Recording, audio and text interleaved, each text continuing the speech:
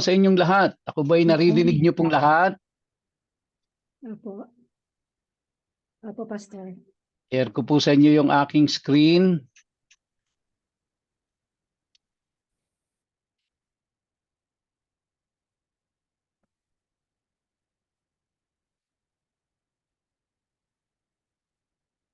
Ayan. So tayo po ngayon ay nasa huling bahagi na ng chapter 16 ng Matthew. Tayo po ay sandaling manalangin. Aming Ama at aming Diyos, muli po kaming lumalapit sa iyo sa mga oras na ito upang humingi po ng iyong gabay at ng iyong karunungan upang amin pong maintindihan ang aming pag-aaralan sa gabing ito. Tulungan mo po ang iyong lingkod na tagapaghatid at ang aking mga kapatiran na tagapakinig sa gabi pong ito. Salamat po Diyos sa pagkakataon na binibigay mo sa amin tuwing araw ng Biyernes upang kami ay sama-sama via Zoom na makapag-samba sa iyo at makapag-aral ng iyong salita.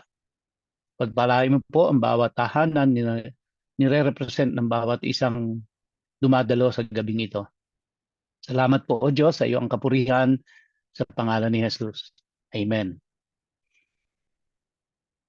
So tatapusin na po natin yung chapter 16 at tayo po ay magsisimula sa verse 24. No?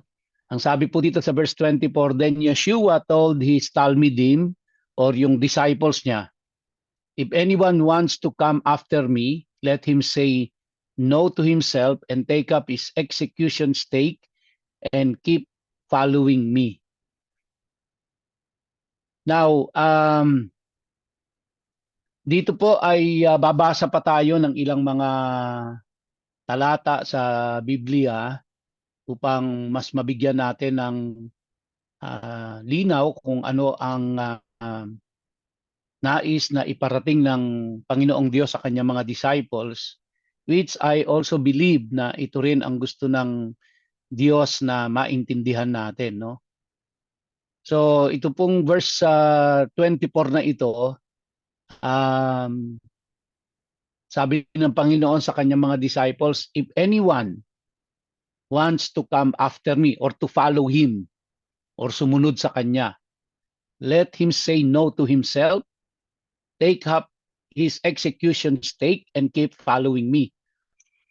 Nung time po kasi ni Jesus Christ, nung first century, ang pamamaraan ng pagpapako sa krus ay hindi ho katulad nung nakagisnan natin na buhat-buhat nung taong ipapako sa krus yung cross.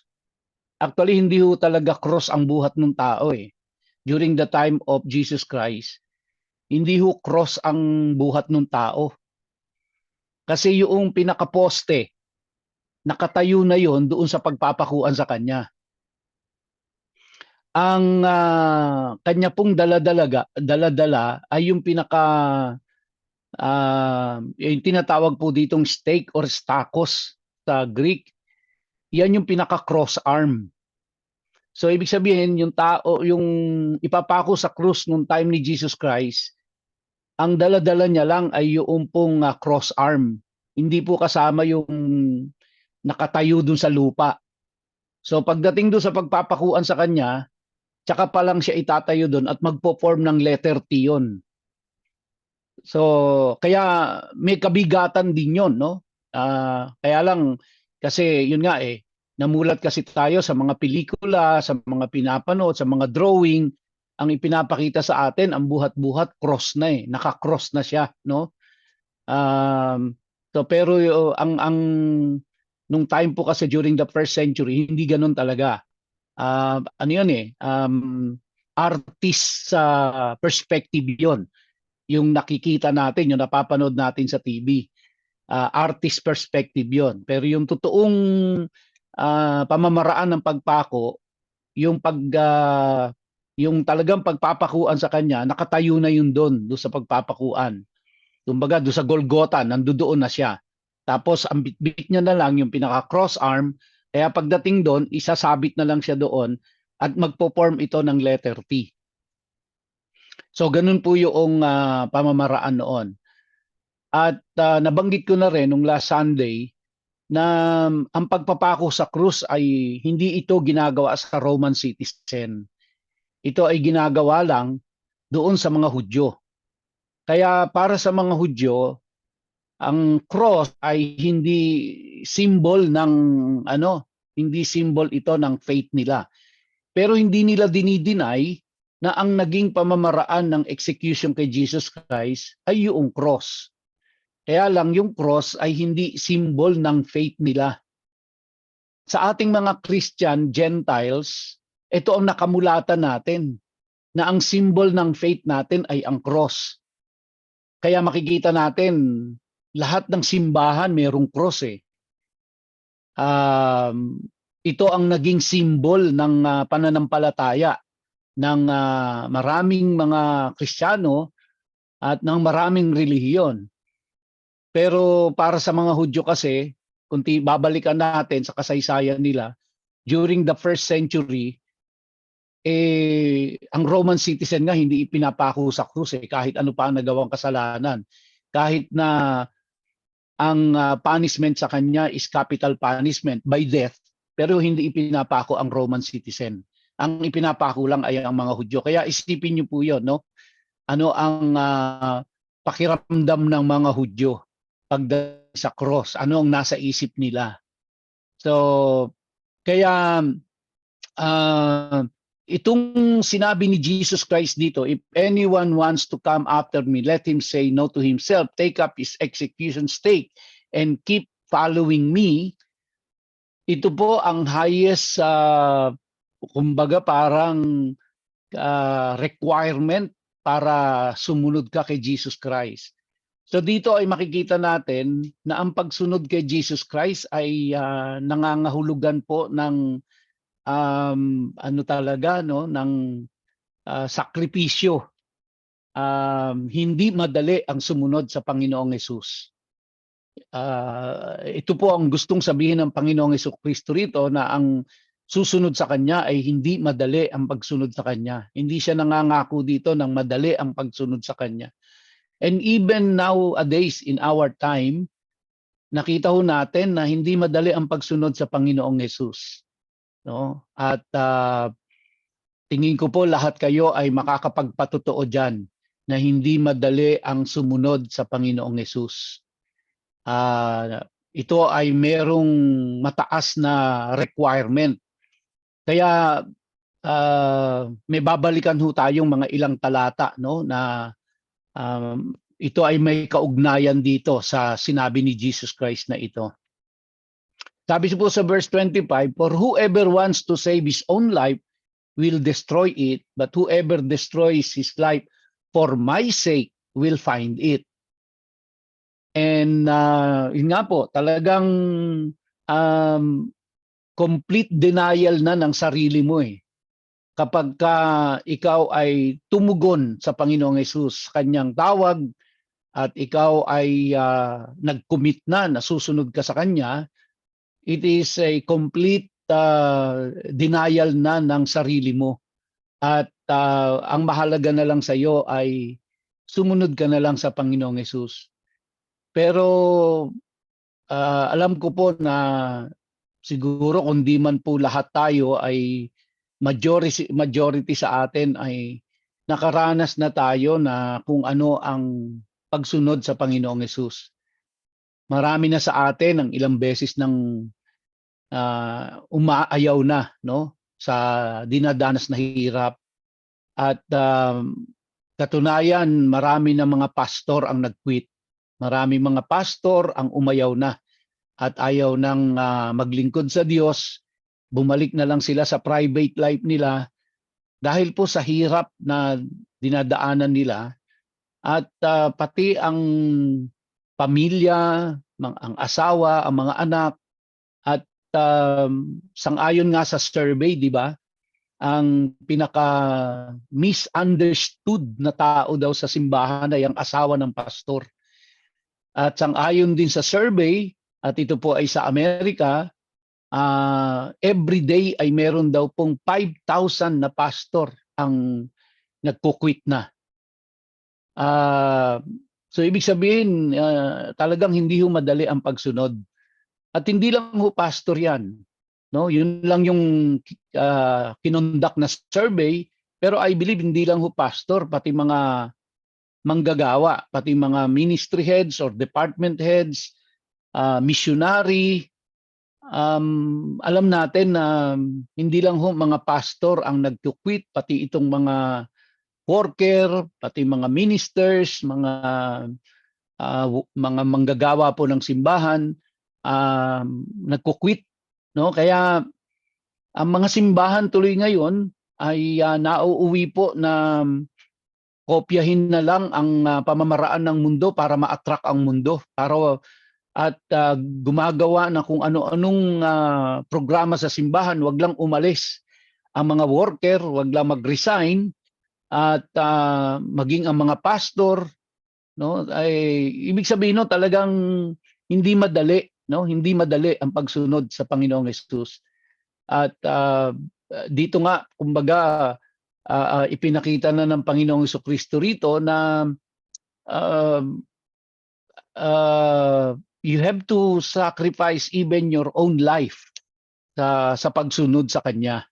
Kaya kakalimutan mo talaga ang sarili mo kapag nag-commit ka na ikaw ay susunod sa Panginoong Jesucristo. Pero alam ho natin na hindi madali yon.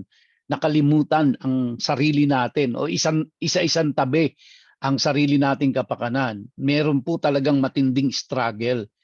Pero maganda naman ang pangako ng Panginoon no, na pag ito ay ginawa natin, then we will find life, ika nga, sa ating Panginoong Hesus. So hindi nga nangako ang Diyos na madali ang pagsunod sa Kanya. Bagkus He was so direct and straightforward na kung ikaw ay susunod sa Kanya ay willing ka even to the point of death.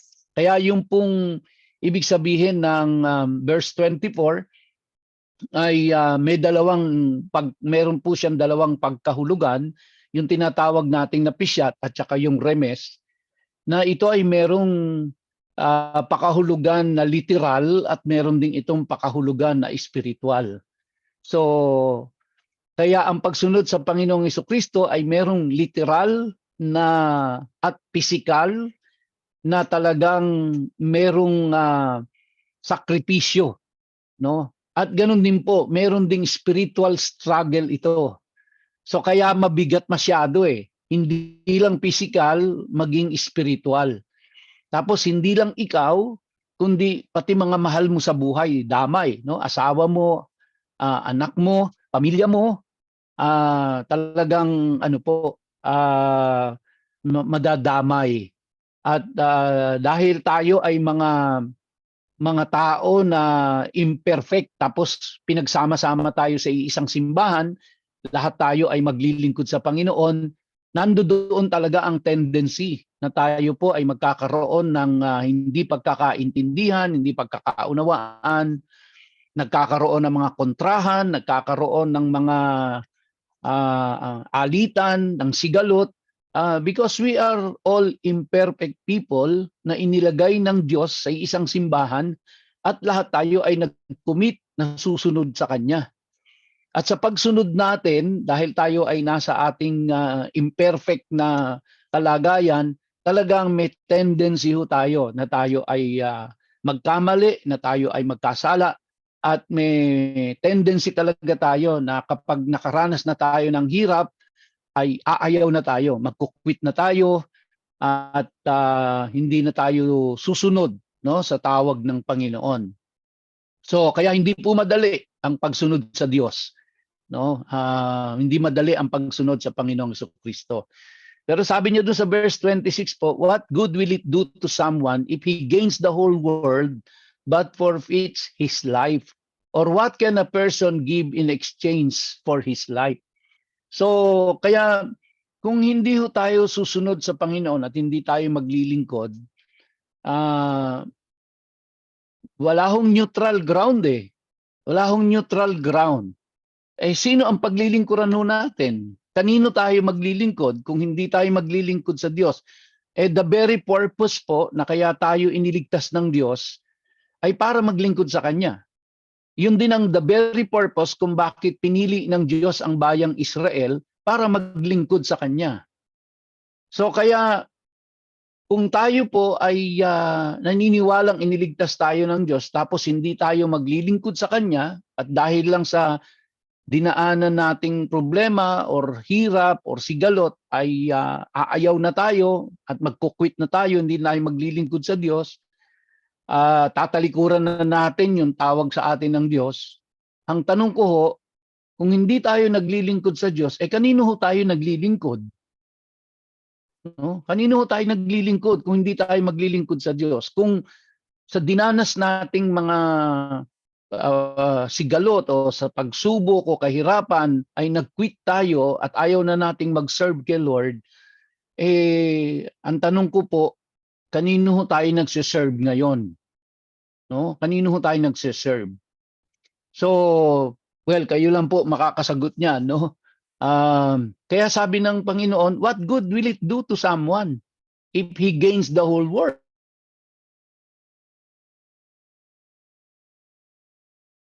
So talagang ano lang ho talagang ang kumbaga ano ang mas mainam pa kaysa sa Panginoon? Ano ang mas maganda pa kaysa sa Diyos?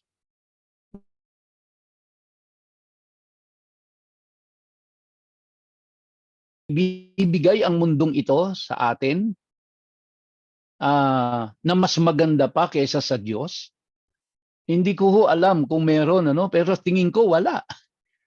Walang maia-offer ang mundong ito na hihigit pa sa Diyos.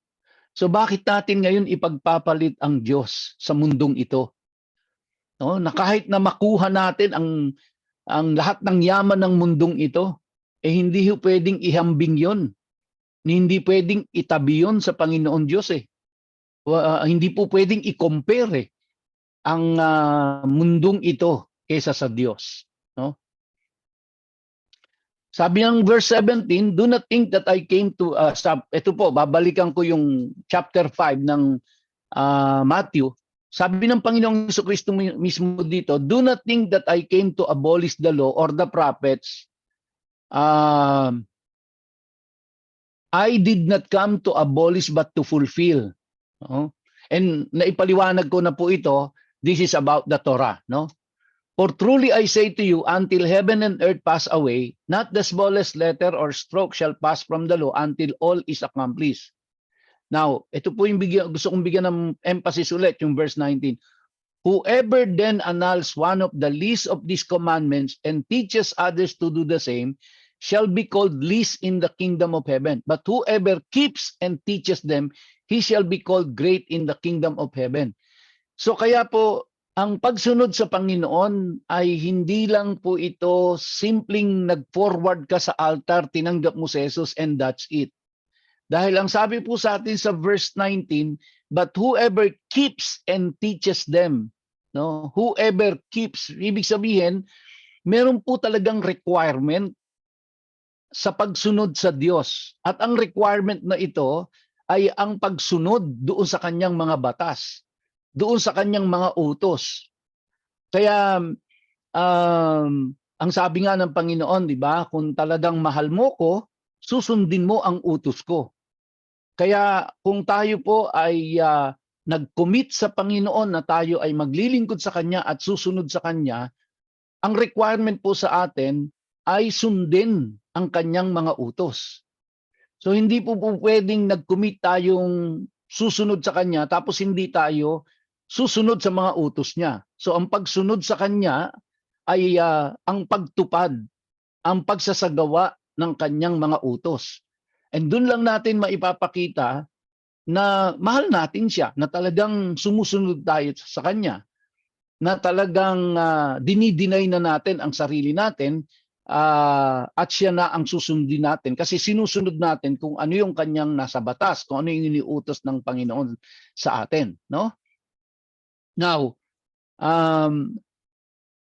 sabi po sa verse 15 ng Matthew chapter 7, beware of the false prophets who come to you in sheep's clothing, but inwardly are ravenous wolves. You will know them by their fruits. Grapes are not gathered from thorn bushes, nor figs from thistles are they. So every good tree bears good fruit, but the bad tree bears bad fruit. No? Verse 18, a good tree cannot produce bad fruit, nor can a bad tree produce good fruit. Every tree that does not bear good fruit is cut down and thrown into the fire. So then you will know them by their fruits. Verse 21, ito po yung mabigat, no? Not everyone who says to me, Lord, Lord, will enter the kingdom of heaven, but he who does the will of my Father who is in heaven will enter. That's very clear po, no? But he who does the will of my Father who is in heaven will enter. Eh saan ba natin malalaman yung will ng Diyos Ama? Nandoon sa Torah eh. Nandoon sa tinatalakay natin sa Torah. Doon isinulat ang will ng Diyos. Verse 22, many will say to me on that day, Lord, Lord, did we not prophesy in your name, and in your name cast out demons, and in your name perform many miracles? And then I will declare to them, I never knew you. Depart from me, you who practice lawlessness. So, makita natin dito na yung dinidescribe ditong tao ay nasa ministry. Kung tutuusin, no? Tumatawag sa kanya ng Lord, Lord, no? At ang sabi nga dito, nagpo-prophesy pa sila, no? Nagka-cast out pa ng demons, nagpe-perform ng miracles. Pero sabi ng Panginoon sa kanila, I will never knew you, depart from me. Bakit to? Bakit I never knew you, depart from me?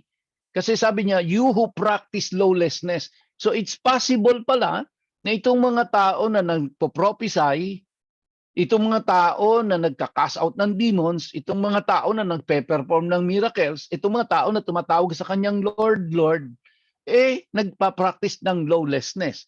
Ano po ibig sabihin ng lawlessness dito? Again, I have taught this before na it refers doon po sa Torah, no? It refers doon po sa ipinatutupad ng Diyos na mga kautusan.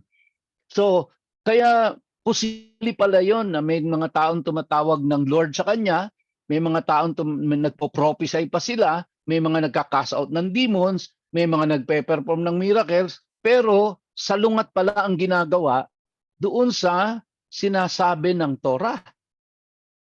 So kaya makikita natin ang acceptable lang sa Diyos, no, ay yung sumusunod ka doon sa kanyang mga utos, doon sa kanyang Torah. Kaya ang pagsunod sa Diyos, no, ang requirement po ay napakabigat eh. Ngayon, kapag ikaw ay sumunod doon sa mga ipinag-uutos ng Diyos na yon, eh mangangahulugan ho talaga noon na sasalungatin mo si Satanas eh. Sasalungatin mo kasi ang demonyo na eh pag sumunod ka sa Diyos. So kaya mangangahulugan talaga ng kamatayan yan para sa iyo eh. Mangangahulugan talaga ng hindi madali yan. Dahil ang isang taong sumusunod sa Diyos ay kaaway ni Satanas. Kaya ang binigyan tayo ng panuntunan ng Diyos, binigyan tayo ng mga alituntunin, ng mga salita niya na dapat nating sundin. Kaya hindi po ganun kasimple yung pagka tayo ay nag-forward lang dahil sa altar call at tayo'y sumabay sa prayer, tayo'y born again na and that's it.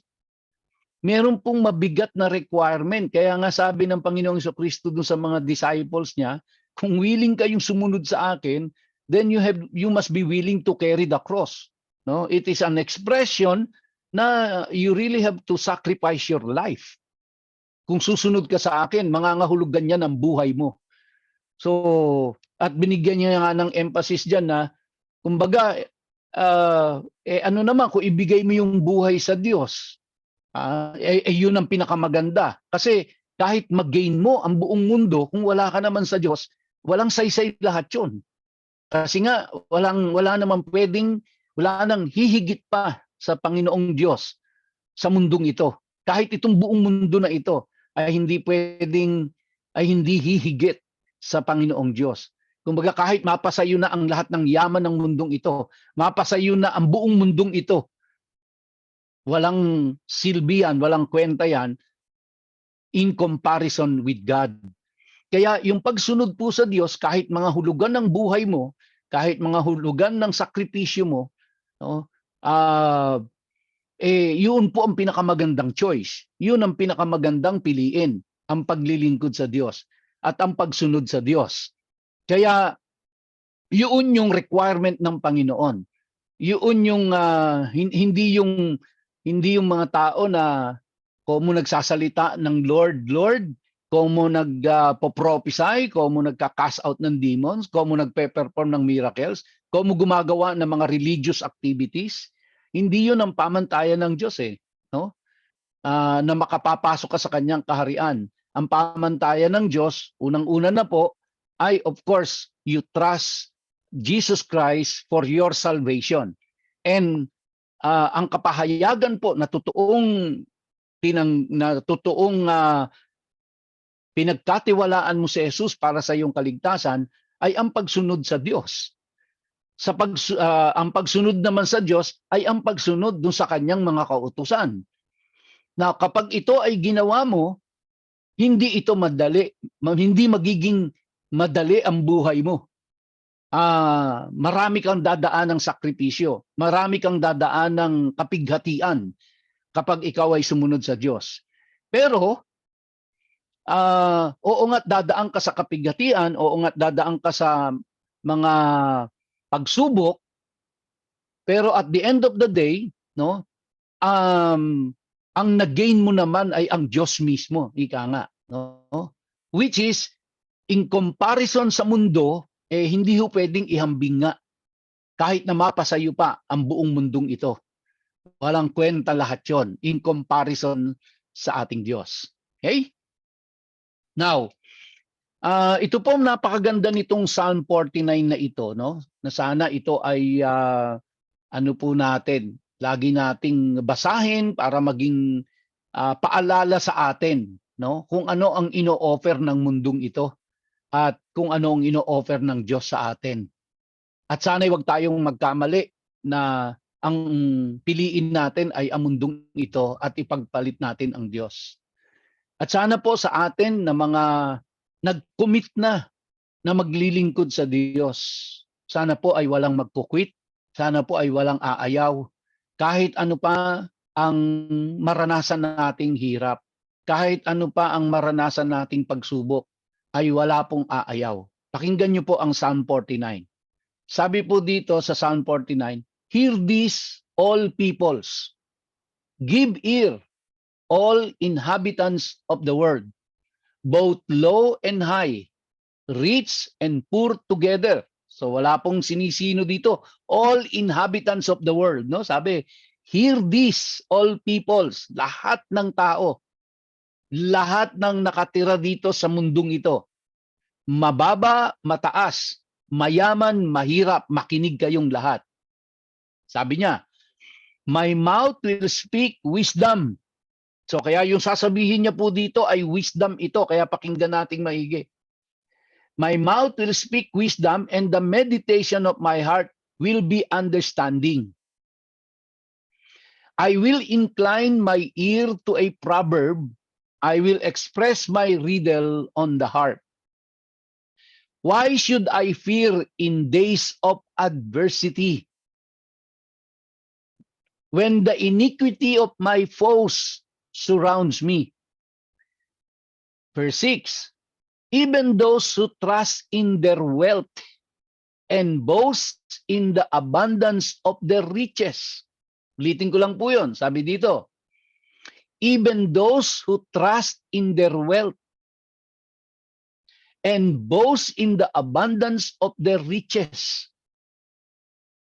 No man can by any means redeem his brother or give to God a ransom for him. For the redemption of his soul is costly, and he should cease trying forever. That he should live on eternally, that he should not undergo decay. For he sees that even wise men die. So ano pong sabi dito, mga kapatid? For he sees that even wise men die. Kahit ano pang talino mo, kahit ano pang galing mo, kahit ano pang yaman mo, kahit ano pang tanyag mo, ang sabi po dito sa atin sa Psalm 49, ikaw ay mamamatay. No? Sabi diyan, the stupid and the senseless alike perish and leave their wealth to others. Kaya kahit anong yaman mo, kahit anong dami ng pananalapi mo, kahit anong dami ng ari-arian mo, ang sabi ho sa atin dito, ikaw ay mamamatay at ang lahat ng ari-arian mong yan, lahat ng kayamanan mong yan, lahat ng pera mo sa bangko o sa investment mo, iiwan mo lang yan sa iba. Iiwanan mo lang lahat yan. Verse 11, their inner thought is that their houses are forever. So, may mga may mga tao na ang pakiramdam nila, yung kanila pong tirahan ay pang hindi na mawawala. At ang sabi diyan, and their dwelling places to all generations. They have called their lands after their own names. Nung binabasa ko nga po ito, naalala ko Kasi araw-araw yung po ang dinadaanan ko, yung Ninoy Aquino International Airport Ang laki-laki ng pala ni Ninoy Aquino doon no? So yung dalawa pong Ninoy Aquino wala na Yung tatay at yung anak hindi na nga nila alam, di ba? Hindi na nila alam yung pangalan na yun na nakapangalan sa kanila. Wala na silang kamalayan doon. Yung mga kamag-anak, pero yung mismong tao po, si Ninoy Aquino Sr. at si Ninoy Aquino Jr., wala na ho silang kamalayan doon sa ang pangalan nila ay nakabandera doon sa Terminal 3. Diba? So, akala ng tao kasi ang kanyang tinatamasang kayamanan, ang kanyang mga ari-arian, ito ay hindi mapapawi, hindi ito maglalaho. Kaya very proud sila na ikabit yung kanilang pangalan doon sa kanilang tirahan, no? Ipapangalan nila na kumbaga yung mansion ay sa pangalan nila, yung street doon ay ipapangalan sa kanila. No? So hanggang dito lang po sa lupa no? Sabi diyan sa verse 12, but man in his pomp will not endure. He is like the beast that perish. So, ang tao po ay inilang tulad lang sa hayop. Yung hayop mamamatay, ang tao mamamatay din. So kaya kung ito rin lang ang kahantungan, whether mayaman ka o mahirap ka, whether matalino ka or hindi, whether sikat ka or hindi, iisa lang po ang kahantungan ng tao Katulad ng hayop, mamamatay din. Kahit anong yaman mo pa, kahit anong tanyag mo pa, dadating talaga yung time na mamamatay ka. So kaya,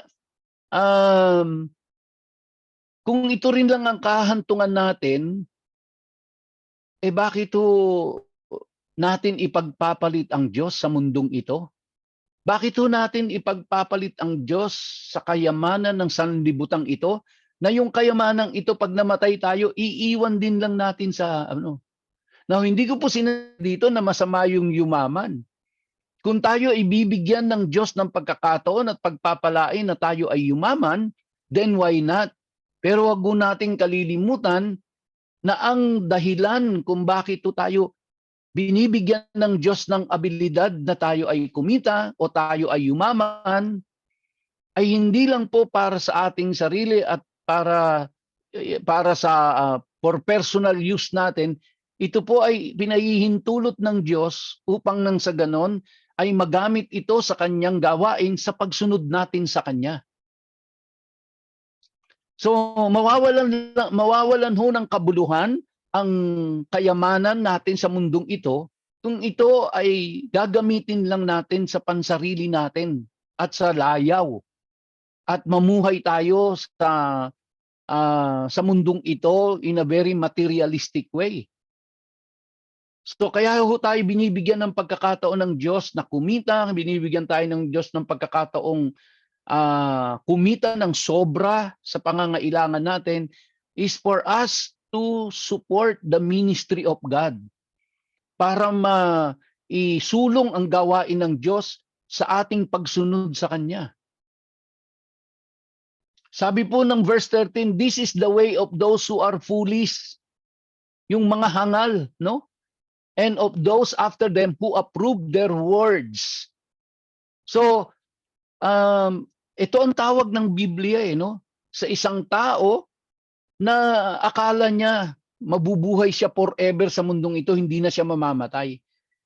Ang tawag ng Biblia sa mga taong ang buhay ay umikot lang sa material na bagay ng mundong ito, sila'y mga hangal. Kaya kapatid, kung ikaw ay naglilingkod sa Diyos, kahit nahihirapan ka, kahit na dumadanas ka ng anumang mga iba't ibang pagsubok, hindi foolish ang tawag ng Diyos sa iyo. Ito ang mga taong naglilingkod sa Diyos sa kabila ng mga sakripisyo, sa kabila ng mga pagsubok, sa kabila ng mga hirap ng kalooban, ng katawan, ng isipan, pero patuloy pa rin na naglilingkod sa Diyos sa kabila ng lahat. Then hindi po hangal ang tawag ng Diyos sa iyo. Iyan ang itinuturing ng Diyos na mga matatalinong tao. Ang mga taong naglilingkod sa Kanya, sumusunod sa Kanyang mga utos, sumusunod sa Kanyang kalooban, sa kabila ng mga Kanyang kahirapan at pagsubok na pinagdadaanan. Kaya po I encourage every one of you mga kapatid, no matter what, don't you ever quit serving the Lord. Dahil wala pong bagay sa mundong ito ang pwede mong ipagpalit sa Diyos na mas maganda kaysa sa Kanya. Wala na po. Nasa iyo na ang pinakamaganda. Wala nang gaganda pa dyan. Nung tanggapin mo ang Panginoong Jesucristo sa puso mo bilang sariling tagapagligtas at Panginoon ng iyong buhay, wala na pong gaganda dyan sa tinanggap mong yan. Yan na yung pinaka-the best. Wala pong mai-offer ang mundong ito. Wala pong mai-offer ang mundong ito na mas higit pa kaysa sa Diyos. Kaya wag natin siyang ipagpapalit. Yes, dadanas tayo ng hirap. Ang hirap sa kalooban, ang hirap sa isip, ang hirap sa katawan, stress dito, stress dos, nagkakasakit ka, pero wag ka magkukwit. Never ever quit, kapatid. At kung sa inyo po na nakikinig ngayon, you have no involvement in the ministry, get yourself involved dahil wala na pong gaganda dyan sa paglilingkod sa Diyos. Kaya nga yung bayang Israel, nung tinalakay po natin nung nakaraang Sunday, ano ang sabi ng Diyos sa kanilang lahat? Serve the Lord. No, you serve the Lord, you listen to God, and you serve the Lord and do everything na ipinapagawa niya sa iyo. Because alam ng Diyos, that's the best. Wala na pong pinakamaganda doon, kundi yun mga kapatid. Kaya konting pagsubok, konting kayong magkukwit, huwag kayong aayaw, huwag kayong magre-resign. No, huwag kayong magre-resign dahil hindi ho kayo sa akin nagre-resign. Kapag tinanggap nyo ang tawag ng Diyos at kayo ay nag-commit na maglilingkod sa Kanya at nag-quit kayo, hindi ho kayo sa akin nag-quit, hindi ho kayo sa akin nag-resign. Nag-resign ho kayo sa Diyos. Sa Diyos na nagbibigay ng lahat sa iyo, sa Diyos na nagbigay ng kaligtasan sa iyo, ng kapatawaran, sa Diyos na nagsusustain ng buhay mo. Sa Kanya ka nagkukwit kapag nag-quit ka. Ito po ang aking tanong mga kapatid. Kapag nag-quit ka ba sa Panginoon sa paglilingkod sa Kanya, giginhawa ba buhay mo? Magiging magaan ba ang buhay mo? Mawawalan ka ba ng problema? Mawawalan na ba ng kapighatian? Mawawalan na ba ng sigalot? Mawawala ba lahat yon? Gaganda ba ang buhay mo? Giginhawa ba ang buhay mo, pati ng pamilya mo, kapag nag-quit ka sa paglilingkod sa Diyos? At ang tanong ko nga po, kapag nag-quit ka sa paglilingkod sa Diyos, kanino ka ngayon naglilingkod? Kasi hindi po pwedeng neutral eh. Hindi pwedeng neutral.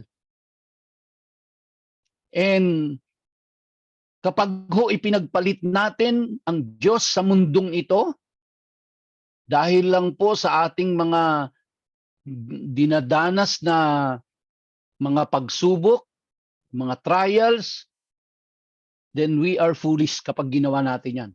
Tayo na po ang pinakahangal na tao sa mundong ito kapag ipinagpalit natin ang Diyos sa sanlibutan ito. Tayo na po ang pinakahangal na tao kapag matapos nating tanggapin ang pinakamagandang nangyari sa buhay natin, tas ipagpapalit natin sa mundong ito. No? Kumbaga po, hindi ko alam kung ano ang tawag sa atin, pero ang Bible ang sabi sa atin, hangal tayo. Hangal tayo kapag pinagpalit natin ang Diyos sa sanlibutang ito.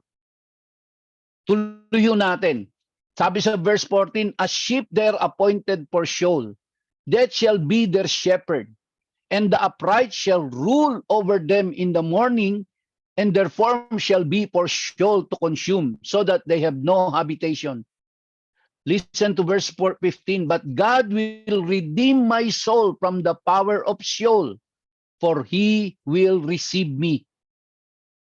Do not be afraid when a man becomes rich, when the glory of his house is increased. For when he dies, he will carry nothing away. His glory will not descend after him. Though while he lives, he congratulates himself. And though men praise you when you do well for yourself, he shall go to the generation of his fathers. They will never see the light. Man in his pomp, yet without understanding, is like the beast that perish. No? So, yan po mga kapatid. Kaya, basahin niyo po ng basahin paulit-ulit ang Psalm 49. At napakaganda po nitong reminder para sa atin na lahat tayo, maging sino man, mayaman, mahirap, lalaki, babae, lahat to ay hahantong din sa kamatayan. Pero ang tanong ho ay, ano ang dadatnan natin, ika nga, sa kabilang buhay? Tapusin ko na po ito sa verse 27, for the Son of Man will come in his Father's glory. Matthew 16 ulit. For the Son of Man will come in his Father's glory with his angels, and then he will repay everyone according to his conduct. So lahat po tayo magsusulit pagdating ng takdang panahon. No? Lahat po tayo magsusulit sa harapan ng Diyos sa ating pong mga ginawa sa mundong ito. Verse 28, yes, I tell you that there are some people standing here who will not experience death until they see the Son of Man coming in his kingdom. Now, mga kapatid, yung verse 27 po refers doon po sa second coming ni Jesus Christ. Okay? So, doon po sa pinaka takdang panahon na yon na kung saan huhusgaan na ang lahat, no? Yung po yon, doon sa second coming. Yung verse 28 po, kasi basahin ulit natin maigi. Sabi niya, I tell you, there are some people standing here, yung mga oras na yon, kausap ni Jesus Christ, yung mga disciples niya, at ang sabi niya, I tell you that there are some people standing here who will not experience death until they see the Son of Man coming in his kingdom. Ito naman pong verse 28 ay tumutukoy doon po sa pangkasalukuyang kalagayan nila ng mga oras na yon. No? Kasi po maraming lumabas na interpretation dito na kasi ang sabi, there are some people standing here who will not experience death. Ibig sabihin, hindi mamamatay until they see the Son of Man coming in His kingdom. So ang naging interpretation po, hindi mamamatay hanggat doon sa second coming ni Jesus Christ. Hindi po, no? Ito po ay tumutukoy doon sa mga pangkasalukuyang oras na yon. Dahil yung mga time na yon, nandun lahat ang mga disciples niya at nakita nila mismo ang pagdating ng Messiah, ang pagdating ni Jesus Christ. 'Di ba? Kaya nga ni-recognize siya ni Peter You are the Messiah, the Son of the living God. So ibig sabihin, yung mga disciples ni Jesus Christ, nakita na nila kung nakita na nila yung Messiah, nakita na nila yung Son of Man, no? At nung natatandaan niyo po yung pinag-aralan natin na si Jesus Christ nung dumating dito sa lupa ay dumating na rin ang paghahari ng Diyos. Kaya yung pong sinasabi dito, the Son of Man coming in His kingdom. So kaya yung verse 28, ulitin ko po, tumatalakay ito doon sa pangkasalukuyang oras na yon, nakausap mismo ni Jesus Christ yung mga disciples niya na walang mamamatay sa kanila hanggat hindi nila nakikita yung Son of Man, no? Yung kanyang paghahari. At nung dumating si Jesus Christ dito, nagsimula na po ang kanyang paghahari. Okay? Ulitin ko po, kaya yung verse 27, tumatalakay po yan doon sa second coming ni Jesus. Kumbaga, yaan ay future. Yung pong verse 28 ay tumatalakay doon sa mismong oras na yon. Kaya yun po ay the here and now. Okay? So yung pong ibig sabihin yan, mga kapatid. So ganito na lamang po at tayo po ay magsasara na sa panalangin.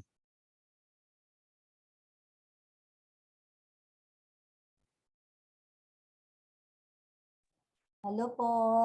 Narinig po ako, Pastor. Yes, loud and clear. Sige po.